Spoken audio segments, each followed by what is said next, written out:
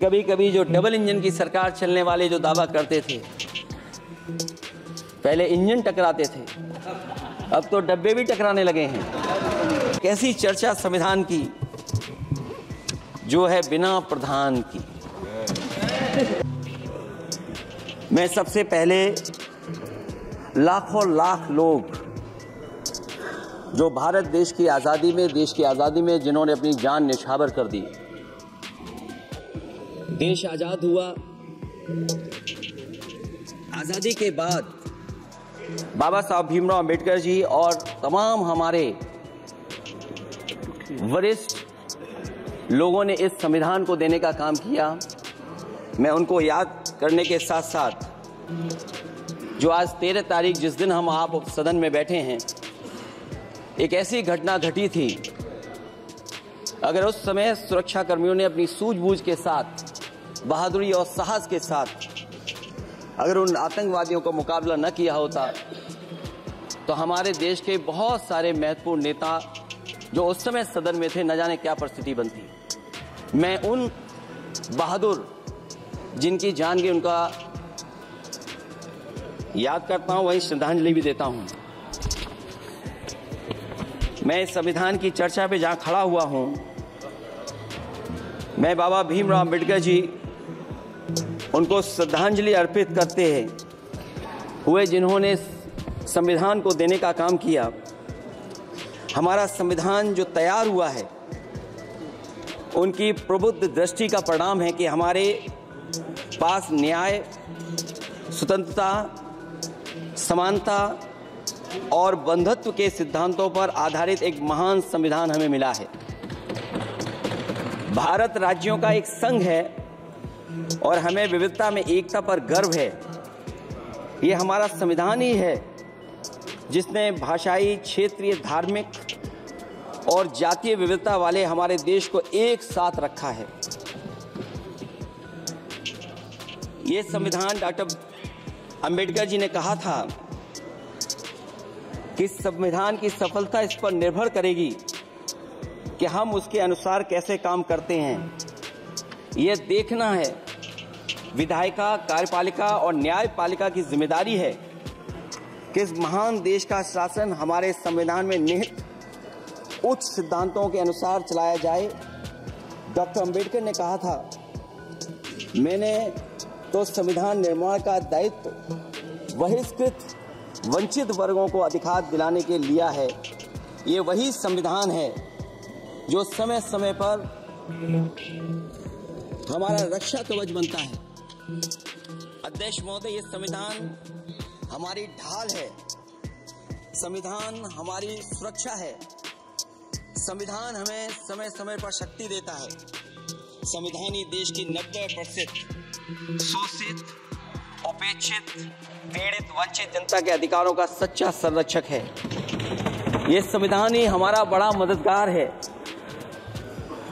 इसलिए ये हमारे जैसे लोग और देश के कमजोर लोगों के लिए और खासकर पीढ़ी के लिए संविधान की रक्षा जन्म मरण का विषय है। संविधान ही लोकतंत्र की प्राणवायु है। और जहां बाबा साहब भीमराव अंबेडकर जी ने इतना शानदार अच्छा संविधान दिया, वहीं डॉक्टर अंबेडकर ने स्पष्ट कहा था, जो हमारे माननीय मंत्री जी ने भी सत्ता पक्ष से वो बात रखी और कहा था, संविधान कितना भी अच्छा हो, यदि उसे लागू करने वाले लोग अच्छे नहीं होंगे तो परिणाम अच्छे नहीं निकलेंगे। इसलिए अध्यक्ष महोदय, इस संविधान पर लगभग 75 वर्ष के बाद भारत की संसद में फिर चर्चा हो रही है। मैं कई महत्वपूर्ण बिंदुओं पर अपनी बात को रखना चाहूंगा। अध्यक्ष महोदय, हमारे संविधान की प्रस्तावना संविधान का निचोड़ है। सरकार के उद्देश्यों और लक्ष्यों को स्पष्ट उल्लेख है प्रस्तावना में। मैं प्रारंभ करता हूं संपूर्ण प्रभुत्व संपन्न समाजवादी धर्मप्रिय लोकतांत्रिक गणराज्य से। आज अध्यक्ष जी सीमाओं की रक्षा करना संप्रभु का प्रथम कर्तव्य है। और अध्यक्ष महोदय, जिस देश की सीमाओं की सुरक्षा में जहां पर समय समय पर सेंध लगती हो, और हमारे माननीय मंत्री जी बेहतर जानते होंगे कि कई जगह पर हमारी सीमाएं सिकुड़ रही हैं। हमारे संसदीय मंत्री राज्य अरुणाचल प्रदेश में चीन के बिल्कुल बगल में रहते हैं। अध्यक्ष महोदय ये जानते होंगे कि हमारे पड़ोस में कितने गांव बस गए हैं, न जाने कितना वहां पर गांव की तरह घर बसा दिए गए हैं। लद्दाख की तरफ अभी दोनों देशों की सेनाएं पीछे हटी हैं। हम अपनी सीमा में ही पीछे हटे हैं, और चीन जो हमारी सीमा में अंदर आ गई थी, वो हमारी सीमाओं से ही आंशिक रूप से पीछे हटी है। और अध्यक्ष महोदय, उस सीमा के पास एक रिजांगला मेमोरियल बना था। हमारे सरकार के लोग ये जानते होंगे कि जिस समय ये बात उठी लद्दाख को लेकर के, उस रिजांगला के मेमोरियल को तोड़ दिया गया। आज वो रिजांगला मेमोरियल वहां नहीं है। और उस लड़ाई के लिए अध्यक्ष महोदय, हमारी फौज के लिए कहा गया था कि हमारी वो बहादुर फौज है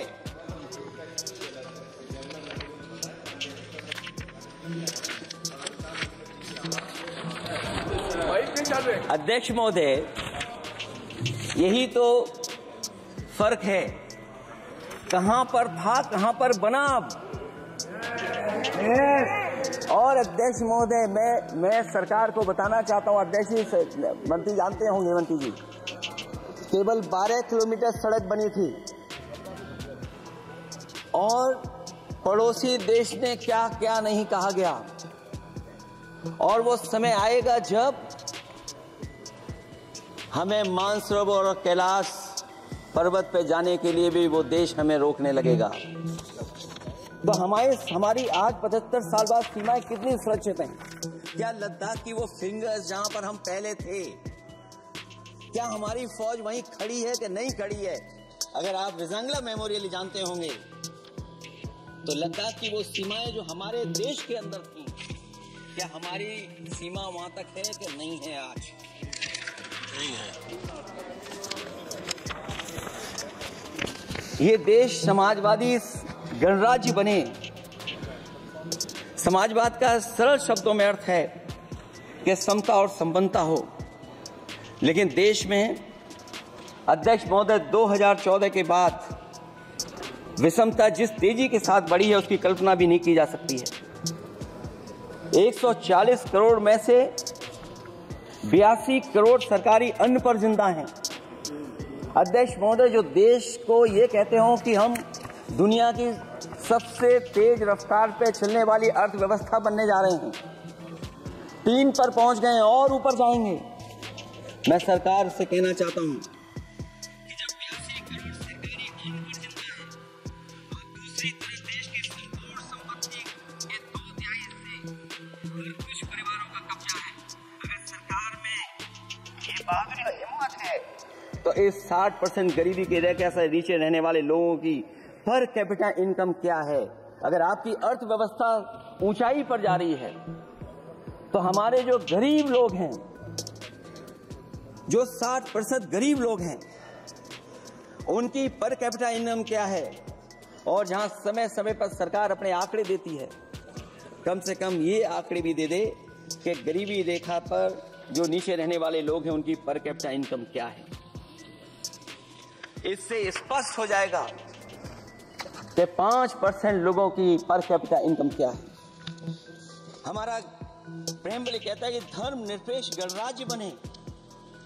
राज्य की निगाह में सभी धर्म सम्मान है। हमारा सेकुलरिज्म हमें रिलीजियस इक्वलिटी का रास्ता दिखाता है। यही ना अर्थ इसका है। क्या इस पर सरकार अमल कर रही है? देश के 20 करोड़ से ज्यादा अल्पसंख्यकों के, विशेषकर मुसलमानों के दूसरे दर्जे का नागरिक बना देने का प्रयास चल रहा है।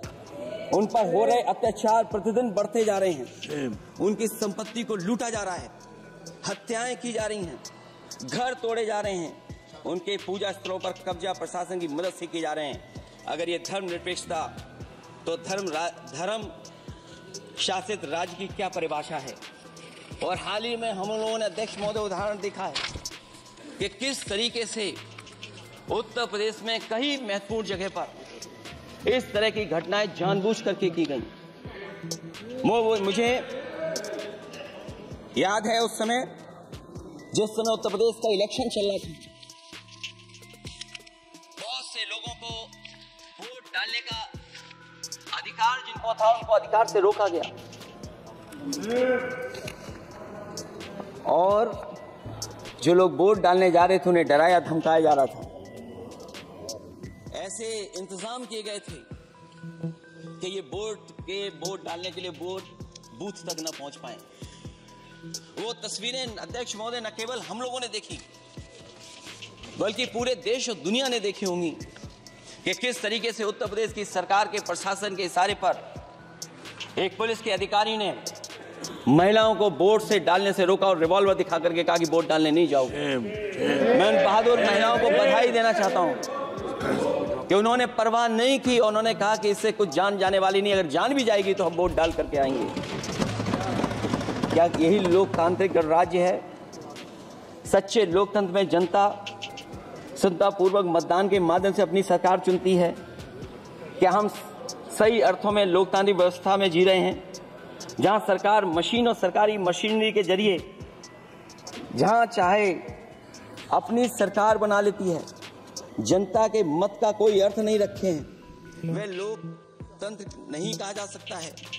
यह व्यवस्था जब तेजी से लोकतंत्र में तानाशाही की तरफ बढ़ रही है, हिटलर ने भी तो जनता द्वारा चुने जाने के बाद संविधान में संशोधन करके तानाशाही कायम कर दी थी। हमारी सरकार भी उसी के समांतर चलने का प्रयास कर रही है। प्रस्तावना में अध्यक्ष महोदय सामाजिक, आर्थिक और राजनीतिक न्याय दिलाने की बात है। अध्यक्ष महोदय, मैं जब सरकार की तरफ से माननीय मंत्री जी को सुन रहा था, उन्होंने जाति जनगणना को लेकर के कहा कि जाति जनगणना कराना चाहे तो करा लें। हम लोग तो उस पक्ष के धर लोग हैं, अगर आप करा सकते हैं तो आप कराइए। नहीं अध्यक्ष महोदय, जब कभी भी हम लोगों को मौका मिलेगा तो जाति जनगणना कराने का काम हम लोग करेंगे। सामाजिक न्याय समाज के अनुसूचित जाति, अनुसूचित जनजाति और अन्य पिछड़े वर्गों को न्याय दिलाने का बड़ा अस्त्र आरक्षण था, उसे समाप्त कर दिया गया है। आउटसोर्सिंग और कॉन्ट्रैक्ट बेसिस पर थोड़ी बहुत नौकरियां जो दी जा रही हैं उनमें दलितों और पिछड़ों का कोई आरक्षण नहीं है।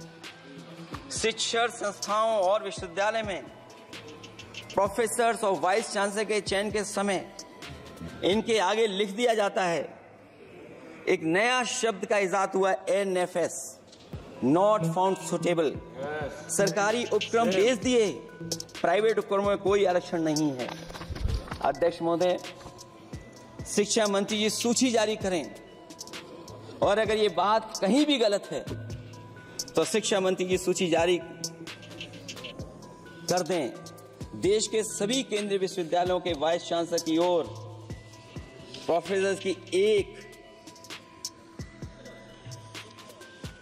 मैं तो कहूंगा अध्यक्ष महोदय कि शिक्षा मंत्री जी अगर ये सूची जारी कर दें कि जितनी भी सेंट्रल यूनिवर्सिटीज हैं और उनके माध्यम से जितने भी प्रोफेसर्स का अपॉइंटमेंट हुआ है, सब बात साफ हो जाएगी।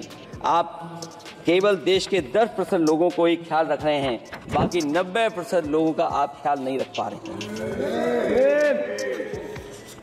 और जाति जनगणना कभी जाति में भेदभाव नहीं बढ़ाएगा अध्यक्ष महोदय। जाति जनगणना जातियों के बीच दूरियां कम करेगा और तमाम हमारे ऐसे समाज के लोग जिनको न्याय नहीं मिला, जिनको अधिकार नहीं मिला है, अध्यक्ष महोदय कम से कम जाति जनगणना के बाद उन्हें अधिकार और सम्मान दिलाने का काम भी हो सकेगा।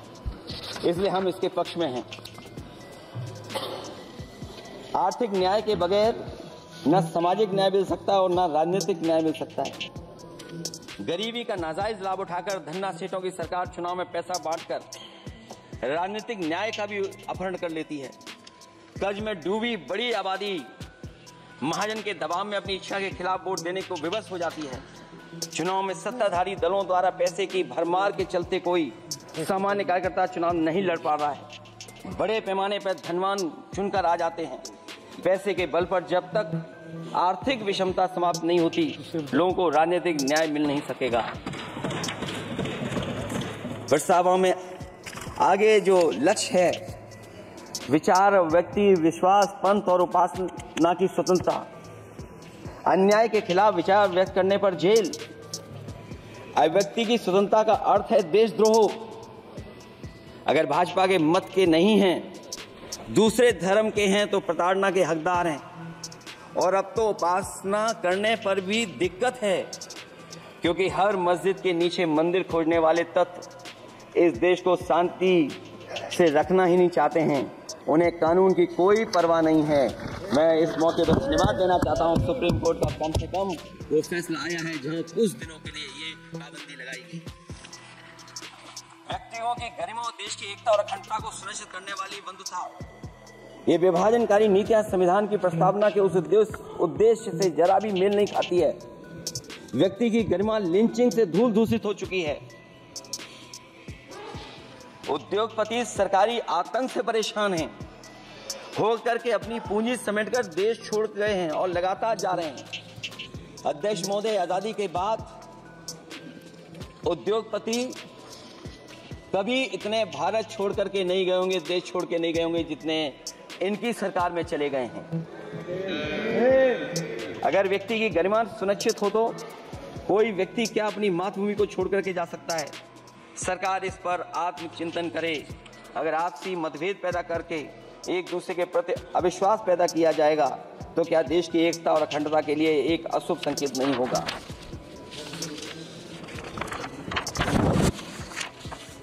अध्यक्ष महोदय, आर्टिकल 14 कानून के समक्ष समानता, भारत के अंदर किसी भी व्यक्ति को राज्य कानून के समक्ष समानता को डिनाई नहीं कर सकता है।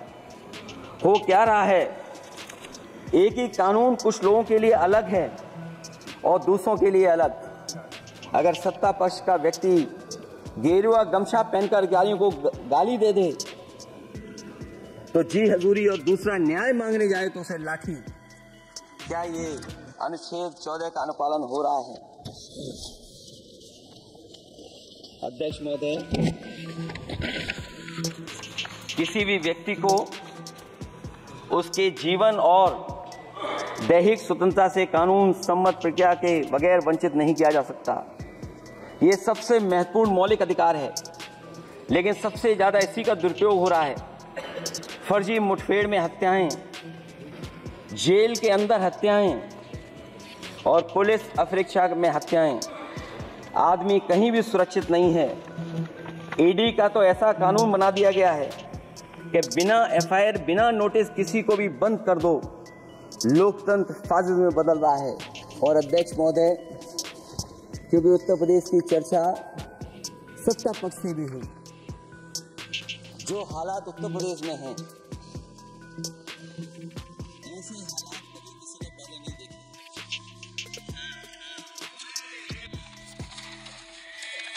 जहां पर कानून की समय समय पर धज्जियां उड़ रही। और अध्यक्ष महोदय, केवल एक घटना नहीं मैं कहना चाहता हूं, ऐसी तमाम घटनाएं हैं जिनके बारे में मैं कह सकता हूं। आजादी के बाद अगर हम 75वें वर्ष में इस बात पर चर्चा करें संविधान पर, और आए दिन लोगों को न्याय मांगने के लिए आत्मदाह करना पड़े, तहसील हो वहां पे आत्मदाह, जिलाधिकारी हो वहां पे आत्मदाह, न्याय मांगने के लिए अगर मुख्यमंत्री आवास में जाना पड़े वहां पे आत्मदाह। सोचिए हम किस दिशा में जा रहे हैं। और अध्यक्ष महोदय, किसने नहीं देखा कि टीवी पे चलते हुए लोगों की जान ले ली गई? लाइव देखा है सबने। ये कहां का न्याय है? न केवल वो, बल्कि पता नहीं अध्यक्ष महोदय, हमारा प्रदेश कस्टोडियल डेथ में सबसे आगे जा रहा है,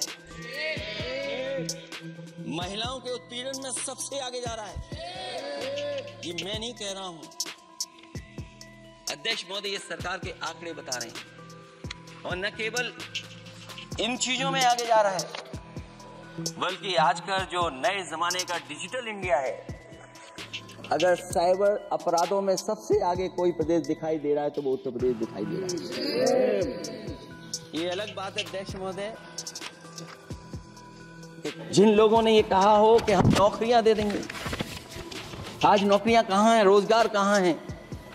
और अध्यक्ष महोदय, अगर वादा किया जाए नौकरी और रोजगार का, इन्वेस्टमेंट का, और सपने बड़े दिखाए जाएं, ये बात मैं इसलिए कह रहा हूं कि माननीय मंत्री जी भी उसी प्रदेश से आते हैं, प्रधानमंत्री जी भी उसी प्रदेश से आते हैं। आज कई मायनों में, कई आंकड़ों में उत्तर प्रदेश पीछे दिखाई दे रहा है। जहां रोजगार के सवाल पर, जो सरकारी नौकरियां इसलिए नहीं क्योंकि आरक्षण न देना पड़ जाए, इसे सरकारी नौकरियां नहीं है। आए दिन पेपर आउट, पेपर लीक, न केवल पेपर लीक है, बल्कि जानबूझ करके पेपर लीक कराया जाता है जिससे कि परीक्षा रद्द की जा सके। और जो अग्निवीर वाला सवाल था वो आज भी वैसा ही का वैसा है। हम लोग अग्निवीर वाली व्यवस्था कभी स्वीकार नहीं कर सकते। जो पहले भर्ती जैसी होती थी अध्यक्ष महोदय, अगर वैसी ही भर्ती होगी तो हमारी सीमाएं और सुरक्षित होंगी, हमारे और नौजवान जाकर के देश की असली पक्की वर्दी पहनने का काम करेंगे। ये अध्यक्ष महोदय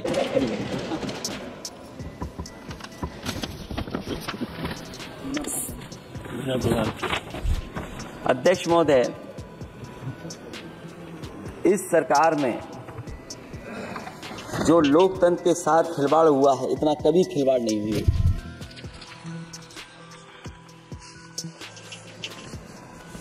संविधान को परतंत्र बनाकर जो लोग राज करना चाहते हैं, उनके लिए आजादी का अमृतकाल सिर्फ एक जुमला है। और अंत में मैं सिर्फ एक ही बात कहना चाहता हूं कि संविधान बचेगा तो न्याय बचेगा, और न्याय बचेगा तभी सबको बराबर मान सम्मान, सबको बराबर मौके मिलेंगे, भेदभाव भी मिटेगा।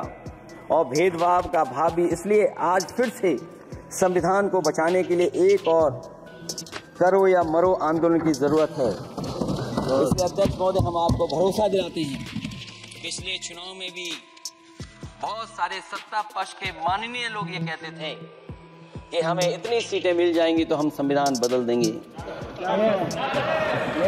अध्यक्ष महोदय, मैं आपके माध्यम से जनता का धन्यवाद देना चाहता हूं कि उन्होंने 400 पार के नारे को गिरा दिया और विपक्ष को इतनी ताकत दे दी